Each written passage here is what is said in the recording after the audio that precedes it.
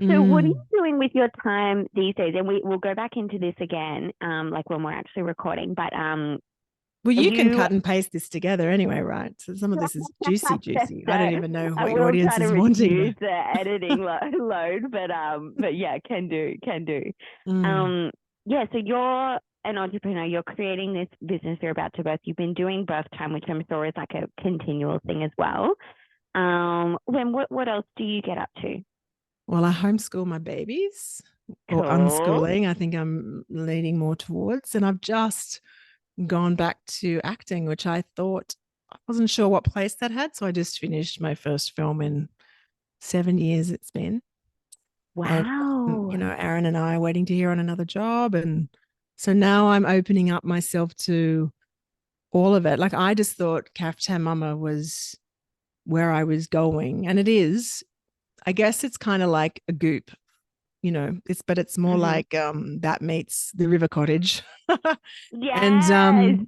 so it's a part of me, but not all of me. And as I've remembered myself through my shamanic womancraft training, there were parts that I threw out that I needed to reintegrate and not shame anymore, because of the story Mm. through which the lens through which I was telling the story. And what's happened is like, oh, there's room for all of it as long as my values and my boundaries are really clear and my no's are really clear. Then there's actually this beautiful dance between, I like to think that I live a very cultivated, creative, cyclical, attuned life, not perfect by any means, but in the rhythm of connecting to nature, my own cycle, and then Mother Nature's cycle. And I am really open to being of service in whatever vehicles are needed, to help, if whoever needs my help, and if I'm the person, whether I'm keynote speaking or emceeing or acting or producing or being in my Mm. home tending to the rescue animals, then that's the work. It's just a whole way of living. That's just Yeah. creative in its essence, and I think it's really fun to be out of the 9 to 5 schooling, la la la. Absolutely. It's very fixed that way and not very freeing. Mm. So that's kind of 100% it. agree. 100% agree. That's really cool that you just finished a movie. What movie? What movie are we talking about? Is this It's a like short a? film, and it was offered to me out of the blue, really, because I just kind of rejoined an agent who I'd love. And well, honestly, I just really, it all came a bit left field, and I really wasn't expecting it. It's about a married couple who lose their daughter, a teenage daughter, in an accident, and the mother, can't process her grief. She doesn't know how to get to her grief, the rock bottom of that. And so this is set in the future, she gets an AI robot made of her daughter, and she is addicted to spending time with her daughter as an AI when her husband goes to work. And so it's really about grief and commentary on AI. And then he comes home and catches her, and then the complete decimation of her internal world, which has to happen in order for her to heal. But yeah, it was a Yeah. pretty cool like story. And I was like, wow. When I read it, I was like, oh. And I know when it's a good one because I get like teary when Yeah. just on the page. And it was just like I had to say yes. And I was meant to take the kids to a homesteading homeschool camp. And I just said to Aaron, I think I need to do this story. How?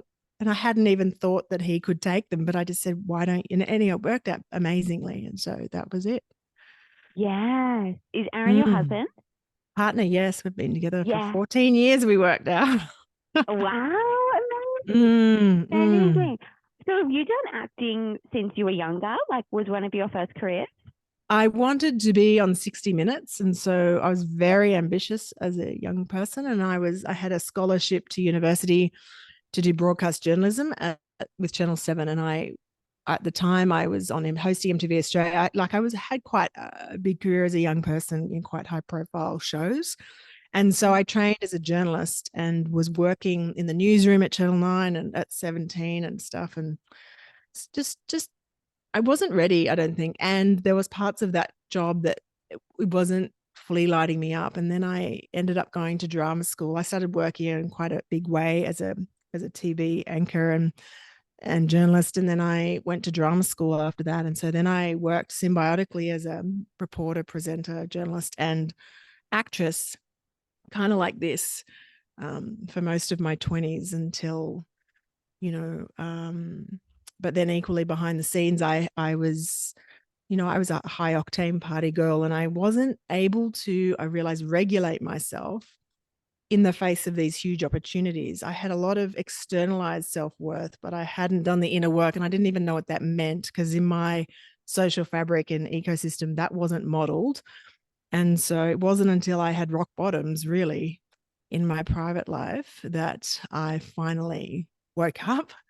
Or they say, and I'm not religious, I think religion's a gateway to spirituality, although I was raised Catholic, but they say God only knocks on your door so many times before he dumps a piano on your head. So that was more me. Until Yes. 30, 32, I think around then I finally went right, like literally on my knees. I think I'm a common denominator in some of this world that's being co-creating with me, and I started the long road home, which I'm still Yes. on. So you reckon that started around 32, that kind of more Yeah. spiritual journey for you? I think I was always curious, but not embodied. So it was more like Mm-hmm. tokenistic as opposed to walking through the fire, which we all know is hard and painful. And Mm-hmm. there's no other way, and it's liberating at the same time. So, and then birth was, 100%. big part in that too. So, yeah. So that's been and now I feel like I'm ready to help others, because Yeah. that's what you do when you become Yeah. more embodied and life gets more fun and joyful and peaceful. You help others achieve the It's this same if urge they to share it. Yeah. oh but an urge. I feel I get asked, I'm being called in terms of like the opportunities that are knocking, and the people who reach out to me. And I mentor, like I'm a trauma trained therapist, so I now hold space in all different ways. I've worked as a doula, like whatever's Mm. required in a really bespoke way. And some people want conscious business mentoring, because I'm feeling quite adept at that. And Yeah. um, yeah, whatever's required, and the people who reach out to want to work with me. And when I launch Kafta Mama, that'll be articulated in like a container. So you'll work with me Yes. for a period of time. Yeah, for whatever, with Yeah. whatever you need midwifing for. And Yeah. I will help you with my skill set, of which I've spent the last decade, like, cultivating my, I don't want to say qualifications, but I guess you could say that, and my, Yeah. so that I'm ready. Yeah. Oh, so special. So special. Okay. Well, do you want to tell the journey on, I guess, I don't know if it starts at when you met your partner, Aaron, or when you started your whole pregnancy journey and how you went into the concept of natural birth. So I think Aaron definitely had his hand out as an invitation, and I Mm, took his hand, and that started our journey. Because when you get together with somebody, and it's the right person, all your stuff comes up. And so we've done this kind of dance that looks like this. And mm-hmm, so we started to get the help needed to learn, because we were both open to doing the work individually and then together. So that was, that's a must. And I feel like, yeah, so that really started the cultivation of intimacy, which is an ongoing requirement for us with trauma. And when it came to pregnancy, I had a miscarriage for my first baby, and that steered suddenly. And in the shamanic womancraft practitioner qualification, I really help women understand these rites of passage. Birth is a rite of passage. We've got our own mm-hmm. birth, and then our menstruation, and then birth, whether you're birthing babies or businesses, that you can use the same. But really, that was the chrysalis of me starting to really understand embodied waking up. And because birth, like, we grow humans in our tummy and we birth them out of our vagina, hopefully. And that's shamanic. I'm sorry, like, It's just like we forget how powerful that is. And How so magical it is. Yes, it's absolutely. even beyond, it's like beyond magical. I think I use shamanic there because it is the most, I just can't even find another word that expresses it. It's Yeah. not, it just is, right? And so any pregnancy ends in a birth, whether it's a miscarriage, an abortion, all of them are here to teach you. And you have the birth you need to have to teach you what you need to wake up. And Jane Hardwick Mm, Collins, one of my teachers, says that. So that first miscarriage really steered the ship. It started to put me onto a train of, when you've kind of Rhea Dempsey talks about this, like you've never been challenged to question yourself. You'll just go with the flow of the masses until something mm, pulls you up. And if you're paying attention, it's a gift. It's not a curse and it's not like it's a gift.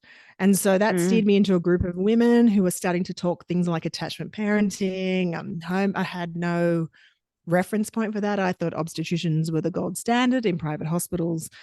And then I mm. fell pregnant with Sophia. And that was, I fell pregnant with her in New Zealand. And during that process, I went back to the same obstetrician and private hospital. Some of the women spending time with, because I was just like, maybe it was the journalist in me. I just loved spending time with them because they were so interesting, because that was so different to what I know. And it felt right in my body. So my instinct and my intuition was starting to be fed and cultivated, which is a knowing. And you'll just know that because you just go, oh, it just feels right. And the rest of it feels, I know I had, when any behaviors or tendencies or things, and you see what's underneath and you start to meet those things, that's when you crave deeper connections. And these women were that. So then they said, you should have a doula. Mm. And so I went to the private hospital and they said, no, you're not allowed a doula here. And I just was like, red flag. And so Really? then it caused Yeah. pivot. Yeah. Ended up in the midwife group practice at Manly. And that was amazing. And I was like, wow, I thought I was ready for a home birth then, but I wasn't. I don't think I didn't co-manifest that. There was no midwives available. And I'm glad I had Mm, this birth, because obviously it steered the whole birth time ship. But that was a great, like, midwife group practice is amazing. Where it fell down for me is the midwife I had come to trust and know wasn't on call, wasn't on duty when I went mm, into labor. And I really wasn't prepared. I thought I was, I'll just wing it like the rest of life, but it wasn't. yeah. It was just a high octane freight train from the get go. And I didn't Okay. know how to be with that at all. So I felt like I was holding onto the back of a freight train at a million miles an hour, just out of control. I felt totally disembodied, overwhelmed, Wow. alone, just It was didn't. a stressful experience. Yeah, it was emotionally. I mean, physically, I did it, and I remember getting to the hospital going, I can't do it. I need a epidural. I just I was quitting halfway through.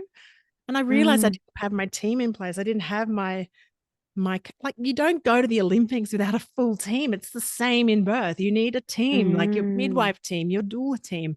And I know this is difficult because it costs money and not everyone has the access to that. And that's one of the reasons, mm, well, I'll get back to this with the best study. We're really changing policy now at a governmental level. But at the time, I just didn't know, I didn't appreciate it as a rite of passage. So I didn't choose more, like, really in my power. I mm, didn't know what that was. And so, yeah, I thought I needed the epidural and I checked out. Like, I just was feeling really like I'd mm, failed halfway through the pregnancy. And I just need to say here that we are, and you probably already know this, but when I was 20 weeks pregnant with Sophia, all her baby's eggs were in her womb. So everything that I was feeling gets dictated and passed down. And I didn't know this, right? And in hindsight, I really wish I did, because all of that stress and that I was infusing with her as a story that is imprinted, that now I am taking responsibility to help unwind through the mm, quantum field. But yeah, I just, yeah, got to the hospital. They then said I was fully dilated and I could push her out, and I did quite quickly. And then I felt, oh, yay. But once I got home then and reflect, like, I really missed it. And I mm. was physically well, but emotionally unsafe. And I hadn't understood what that meant. So then post that birth, there was, a bit of postnatal depression. I did breastfeed. Thank goodness. I really loved that. It was hard at first. I think it is hard at first, but I pushed through, and then that was great. And the co-sleep, all of that was in my instinct very strong. And Mm, then we invested in the property in Bilpin, which is where I am now. And then as I kept healing in myself beyond just my mothering, like in therapy, like lots of therapy, lots of different healing modalities, I just kept showing up to walk through the fire. Then so too did my arousal settle, so too did my capacity to be present, loving mother. That was the journey, though. I don't want to make it sound like I was perfect, because I was far from it. And Aaron and I were mm, still had, all this stuff comes up when you have your kids. So we mm. just kept showing up for the job and doing things like the circle of security and just seeking the help when we needed it. So And good. then by the time Bo came, I was pregnant with Bo. It was just like I was ready for home birth. I was just like, right, I'm claiming this birth. I can see how my birth with Sophia then imprinted my capacity to mother on top of already, struggles with my Mm, own mother. Like it was just a lot to heal. mm. Can I ask quickly with Sophia? Like, I just think that's a really interesting point, which is something I'm trying to these days constantly remind myself of is that just because from the outside it might seem a birth was amazing, beautiful, empowering because, there was no drugs, baby came out of the vagina, they breastfed, and it all on the outside looks well. I think that's a really great point you brought up is to actually check in with the mama and how did she actually feel about the experience? Because as you say, yours seemed well externally, but on the inside you were feeling different. Like what would you say on the inside was kind of like if you could surmise it into one sentence, what was it that you didn't enjoy about that first birth and how did that impact that like postnatal period? The word just comes is just alone. I felt alone with Mm, labor. Like this is the most primal, magnificent thing you'll ever do. Like imagine going to the Olympics to run your race and you're alone. Like you mm, don't have your mm, team. When you're facing off with your fear and your overwhelm and the crowd and the energy of the thing. Like it's the energy. I mm, was just alone. I thought I was pretty robust in my cultivation of resilience, but I was just internally like, no. So wow. alone and overwhelmed, I think, just with what it was that I missed. It's like devastating when you go, oh. And I started to seek what felt like from women who when it wasn't that. And I was like, oh, I wish I had known that feeling. And I think of the time Wow. when village women were, they're singing and the women were around and there was just like lots of people. Here it's just so sterile and Yeah. alone and like disconnected and like, oh my God, you don't even know how much we're missing. Like we don't even Yeah. my friends from that time, not even aware because they were Mhm. so, oh, I've got a healthy baby, I would have died, all the things. And not to say that's not true, but the amount of stories that I hear that are taking away from my mother's grief and her ability to actually go, oh my goodness, I miss and if especially if you had all your babies, like it's devastating. And what do we do with Mm, grief? We're not very good at that as a culture. We numb at all costs and divert and please get busy, mm, distract from it. So I just look alone and overwhelmed and yeah. And yeah. I did tear quite badly with that one. Wasn't really nurtured, yeah, Mm, through what it was that was happening because I didn't put that's not the system's fault. That was mine for not choosing, being more educated into choosing mm, how you really are setting yourself up for the best embodied experience. Even if you do yeah. need to transfer, like that can still be not like there's a difference between disappointment and trauma. You can be Yes. disappointed but not traumatized. Different, Love that so much. Totally 100%. different. Yeah. Thanks so much for sharing that. So continue with Bo. So, Bo, yeah. So by the time I was pregnant, I was just like in a very different place. 4 years on, like had done, I think exponentially how much work and my like Mm, so much like learning, and I was just ready. And so I didn't flinch in my team. I was like, I can't. Oh, I interviewed a few midwives, and the kids picked Joe Hunter, and Jerusha was my doula birth photographer. I did different things like had mother blessing, not a baby shower. And for those who don't know, baby showers, the Western, being a present, very disconnected. Mother blessing is when you bring beads and there's ritual and ceremony, and it's so good. I mean, the women, we made a necklace all infused and imbibed with blessings and invocations, and I wore it when I went into labor, and there's so many things. I love that. We set up the pool here in Bilpin. It was, winter when it was due fire. Like, we had a lot of rescue animals, but it was like the nativity. So totally different entry point. And for those who don't know, Joe and Jerusha are the other co-creators of Birth Time. Did I say Selena, that right? Yeah, and Selena Scoble, which we'll talk about that when we get to that. But yeah, so really I was as ready as I could be. And then of course that birth was harder than Sophia because he was posterior. And we share that birth in the opening of the film. But I again went to the stars to get him and faced off with myself and thought I couldn't do it and all the things. But I totally was held in a really intimate way, in a woman, like a bespoke woman-centered way, a person-centered way. Like, every woman and person is different. No one birth is the same. That attuned care can only be upheld at home.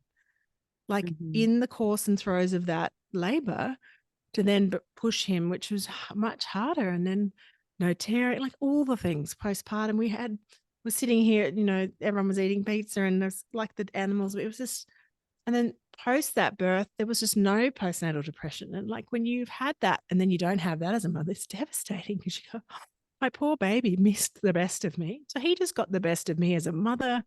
Of course, there's no red thread trigger either. So he's a boy. That's a great gift as well. But he was just the gift that kept on giving, and I would have had more babies, except that Aaron and I, he was like, I'm too old. Anyway, but that birth I could have done again the next day, which I don't think you hear. No. People go, what? Like, that's madness. Like, how could you possibly? But and so and then after that, I was just like, wow, like, every woman needs to know that is possible. So how do we do that? And that was the perfect storm. Jerusha, experience as she was an actress, but then really into skilled as a DOP or, photography, and Joe obviously being a midwife, and then me having worked as a journalist and in the film business. And we just was like, all right, well, let's just start to roll the camera. Joe and Jerusha have been talking about this for like a decade. I think Joe originally had this idea and didn't really know how to pull it out of her mind into the. Yes. And so when we all got together, that's how it started. Yeah. Incredible. Okay, so the way that I guess started properly coming to life, you had Jerusha as your photographer for birth, you had Joe as your midwife, and then yourself, and a really complex group of skills wanting to share this shared vision. And what would you say that shared vision was, or that shared message that you wanted to put out there? That became, we weren't even sure what exactly. We just knew, and this is the great thing about conscious enterprise, right, or business, is that it's a guided thing. It's bigger than you, and you're of service to it, right? So we were just here because we knew there was something we could do.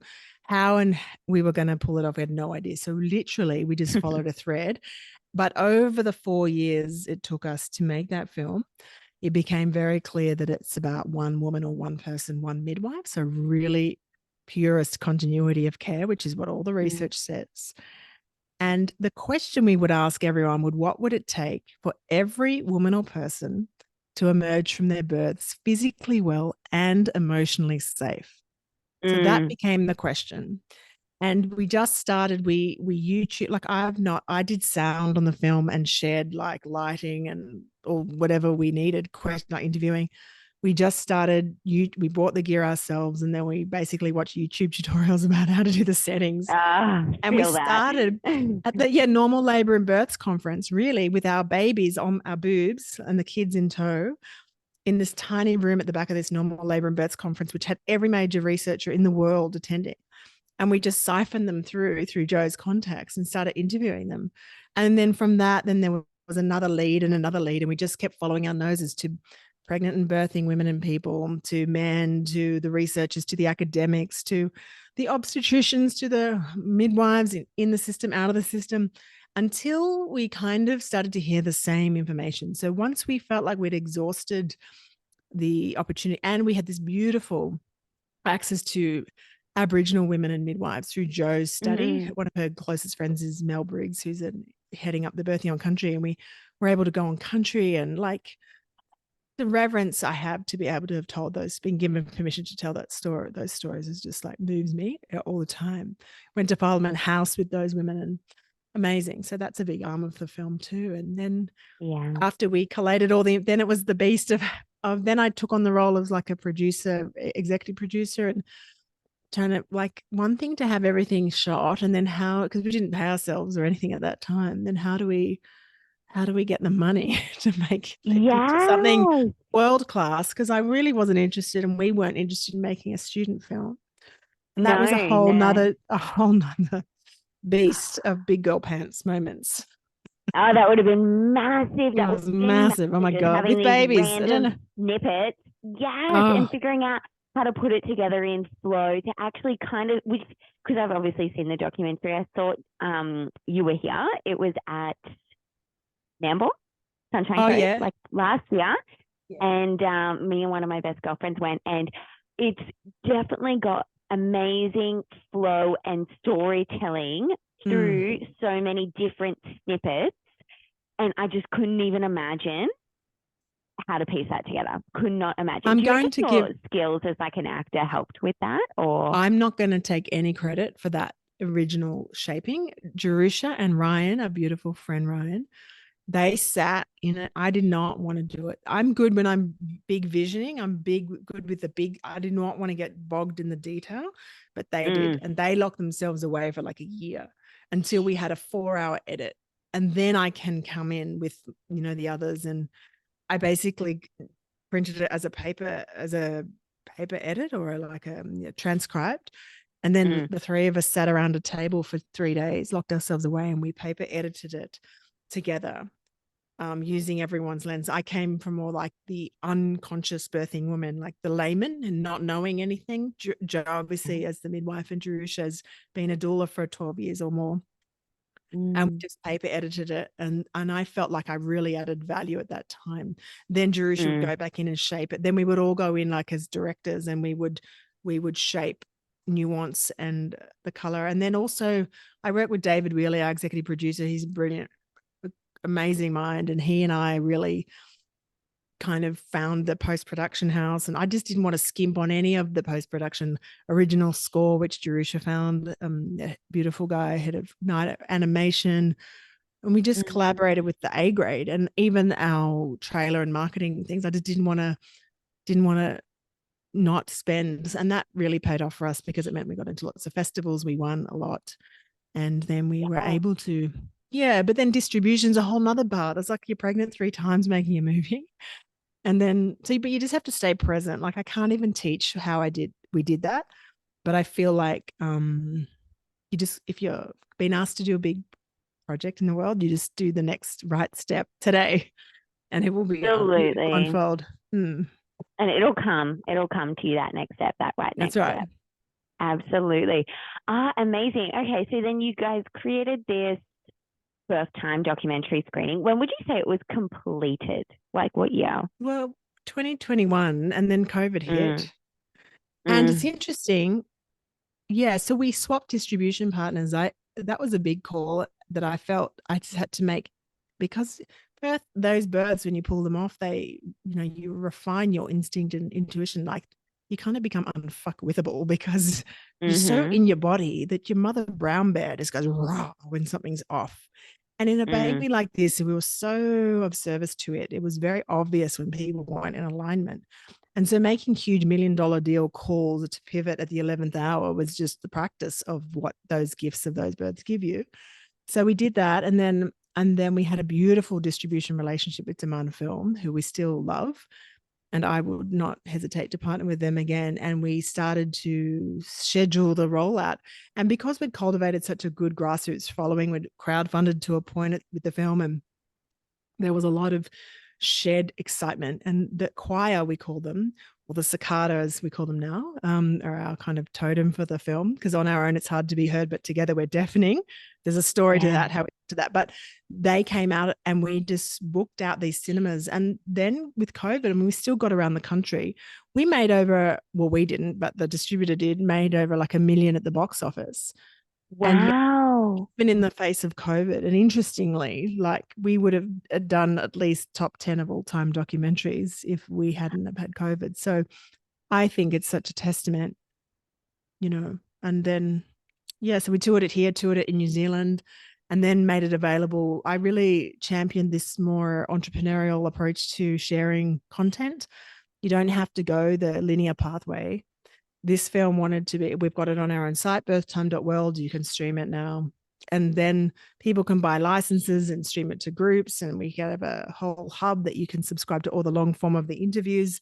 We do live events. We have an international distributor too. But to be honest, that's not been as effective as just people like you sharing this piece of work, which actually articulates on behalf of everyone who's been working really hard at the coalface for the last 30, 40, 50 years.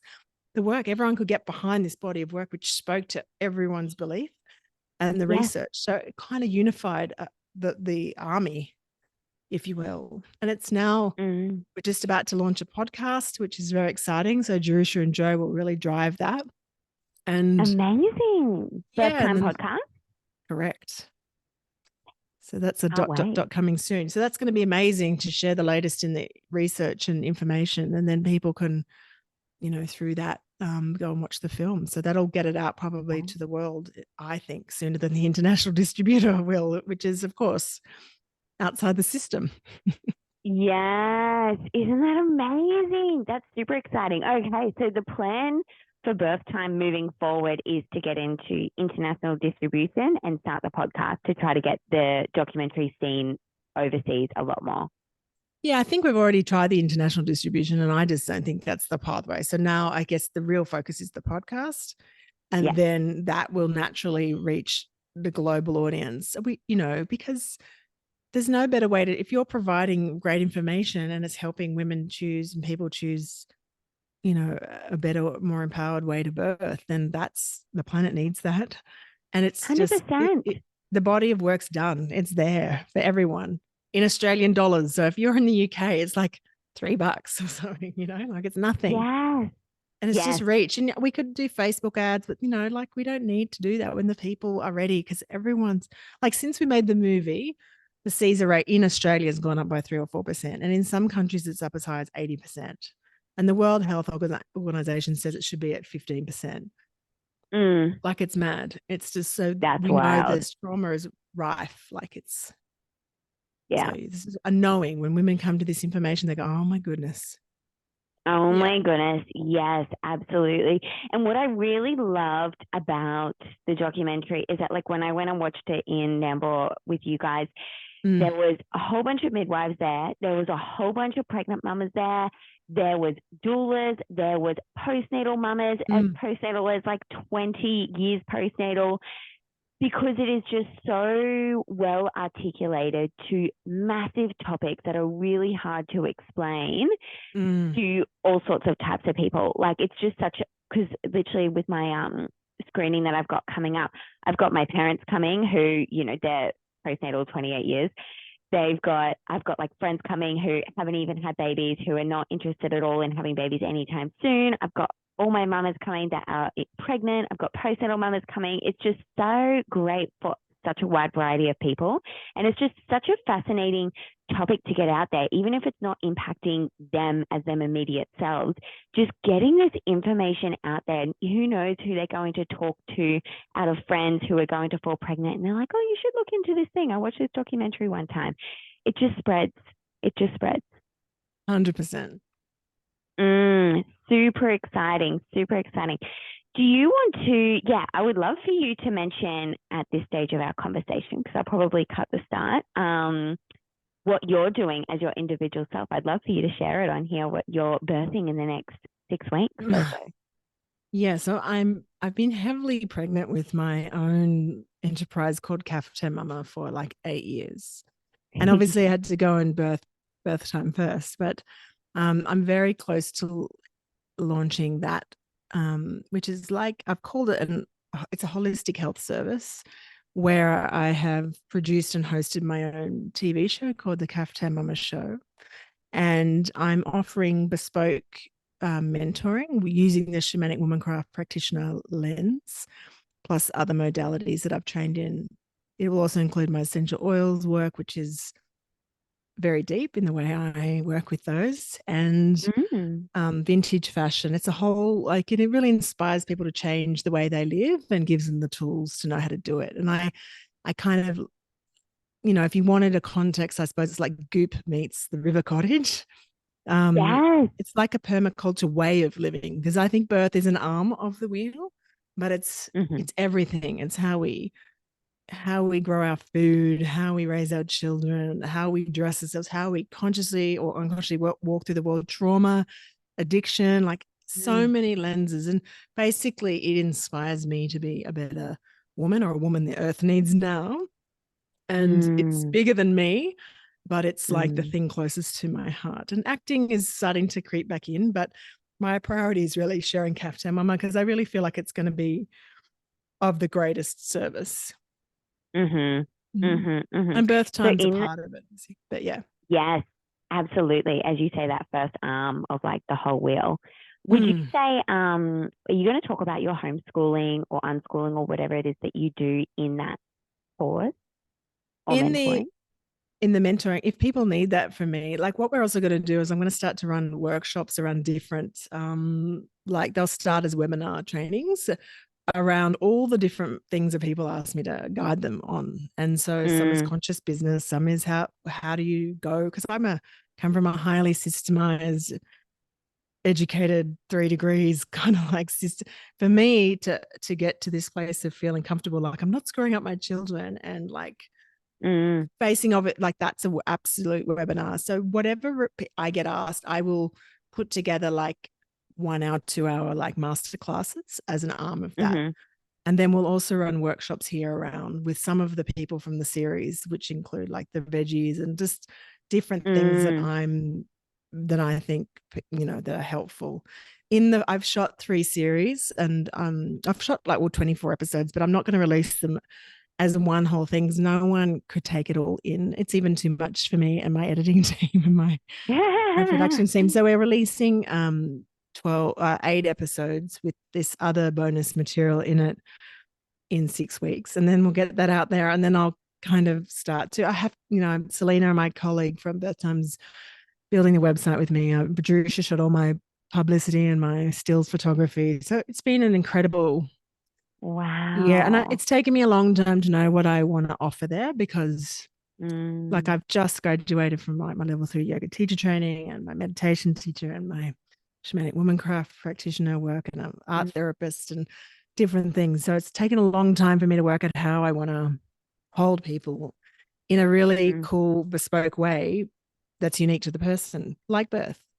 Because everyone travels different seasons of life, and I love the young girls too. Like some need help just to traverse boyfriends and HSC and like life in the starting, and others need help with divorces and death. And I'm working as a death doula at the moment, and cancer, and it's just so many people needing just to support a midwife. They do the work, but I midwife them through their transitions. Let's just call it.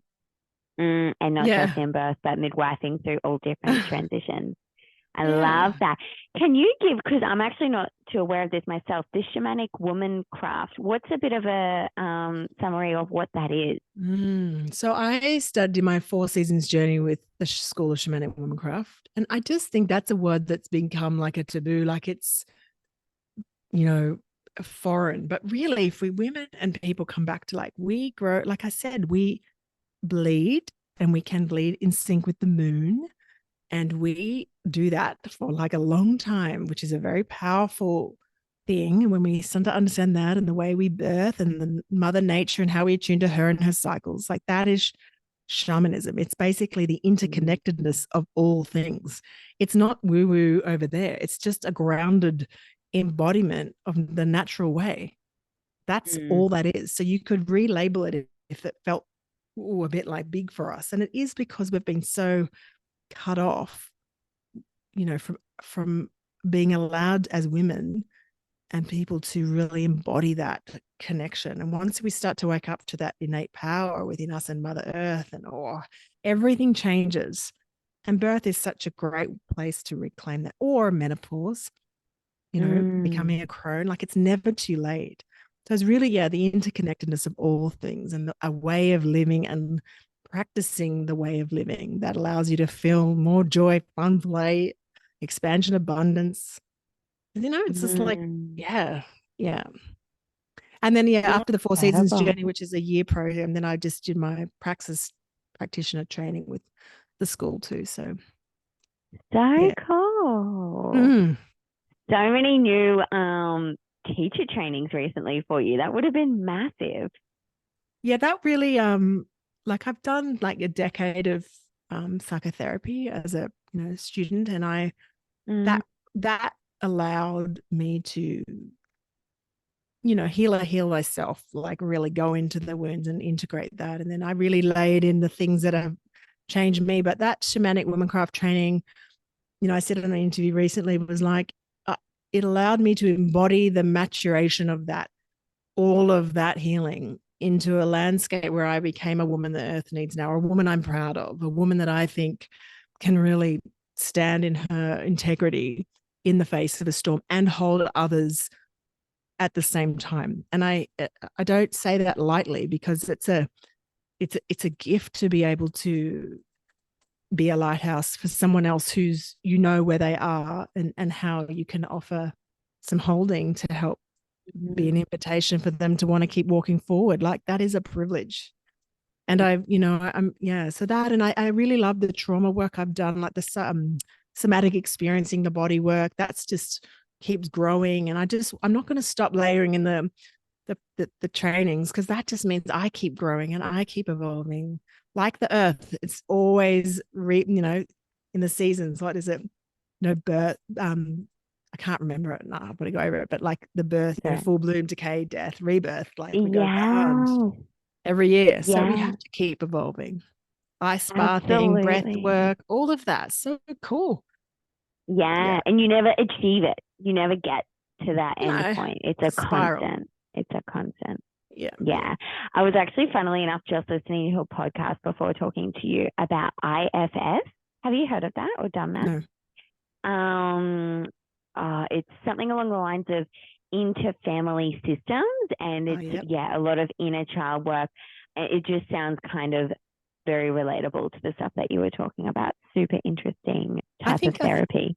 I just think all paths lead to Rome. Just get on any of them that Yes. excite you. Like, don't be there's no one way. Like, if something's not working, Mm. then move. Like, just find the thing that makes you curious and makes you want to go back. And that can also be the practitioner. Like, if that's not your person, then find the person who is.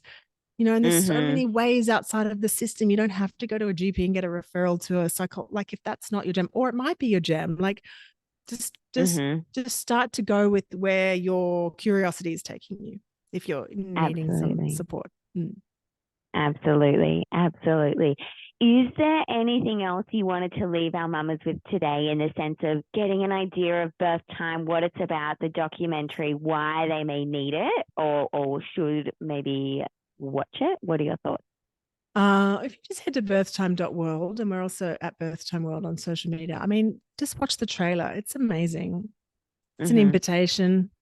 Um, and I think it should be like really mandatory for any pregnant person or woman, because I just think, like, you Mm. really summarizes and paints such a beautiful picture that's so easy, and with your partners too. Like, it's 84 minutes, and from that it sparks conversations. I think reading Rhea Dempsey's book and Dr. Rachel Reed's book, they were game changers. And I just think the work you're doing is amazing, and just, yeah, it's time. It's It's time that time. it so is. And yeah, I just wish everybody, just the most expansive, birthing portals that they can possibly walk into, and you will have the birth you need to have to steer you on your path. So there's no failures, there's no wrong, there's just an option to shift, including Absolutely. working, reflecting on what did and didn't happen for you if you've already completed your birthing journey. So it's never too late, because then you are the grandmother the earth needs now, or the wise woman. We need more of those, and you're going to tend to the dreams of the grandchildren. So it's never too late. It's just now. We just need to start moving now. I agree. I agree completely. I really appreciate your time on this podcast today. This has been so fun. It's so unexpected, to be honest. I was Oh, not really? expecting our podcast to kind of go down this route, but I absolutely adored it. Absolutely loved it. Thank you so Oh, much. great. Oh, you're so, thank you for having me. It's a plain pleasure. My pleasure. And thank you for putting birth time out in the world. I look forward to looking at your next baby be born. I'll keep following. Okay, thanks, Amy. Likewise. Thank you so much.